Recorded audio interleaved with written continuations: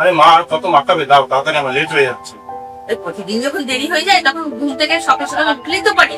আর ওই ফোনটা নিয়ে অত হাত পুজো পরিষ্কার কি? উফ বাবা, প্লিজ আপনার শুরু করো না।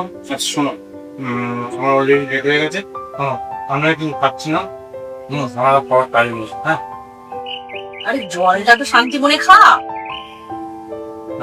এনেছি, তুমি এদিকে বেরিয়ে যাবো অফিস থেকে, ঠিক আছে? 3 দিন পরে ফিরবো। তোমরা সাবধানে থেকো, ওষুধপত্রগুলো ঠিক করে খেয়ে নিও, অনেক দেরি হয়ে গেছে। তাড়াহুড়ো করিস না। ঠিক আছে, সাবধানে থেকো। সাবধানে যাবি। ঠিক আছে, আসছি।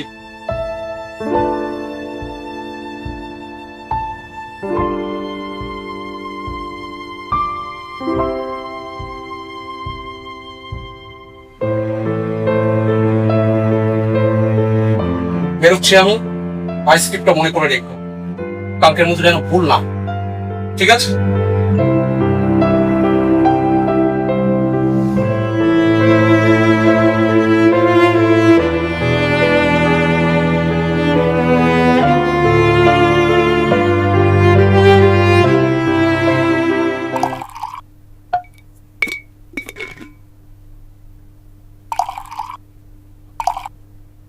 একটা দিনও বাদ দেওয়া যায় না?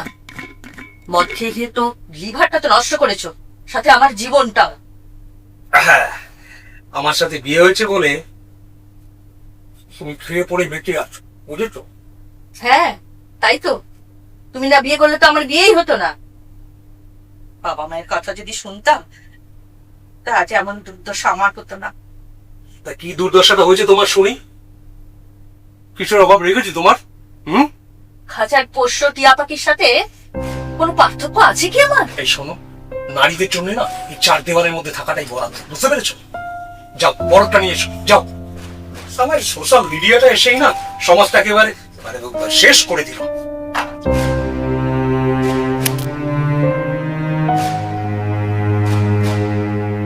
কোনোদিন কোথাও নিজের থেকে আমাদের ঘুরতে নিয়ে গেছো?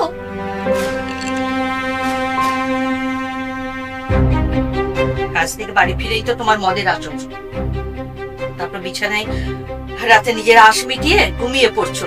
30 বছর ধরে আমাকে বন্দি করে রেখে নিজের স্বার্থ সিদ্ধি করেছো। সবকিছু মুখ বুজে সহ্য করেছি, শুধু ছেলের মুখের দিকে তাকিয়ে। এখন আর সেটা হবে না। মানে কি করবে তুমি? ডিভোর্স দেব তোমায়।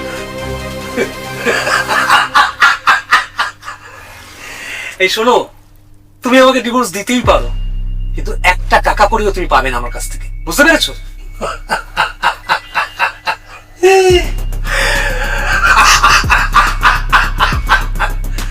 ডিভোর্স দেবে, ডিভোর্স দেবে।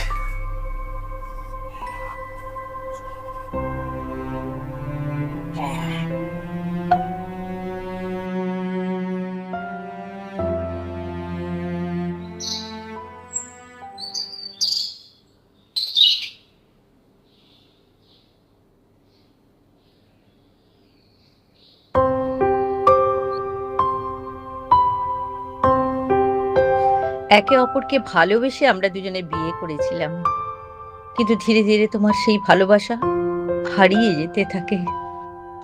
বাবা মায়ের অমতে তোমাকে আপন করে নিয়েছিলাম। যখন তোমার মধ্যে পরিবর্তন লক্ষ্য করি তখন অনেক দেরি হয়ে গেছে।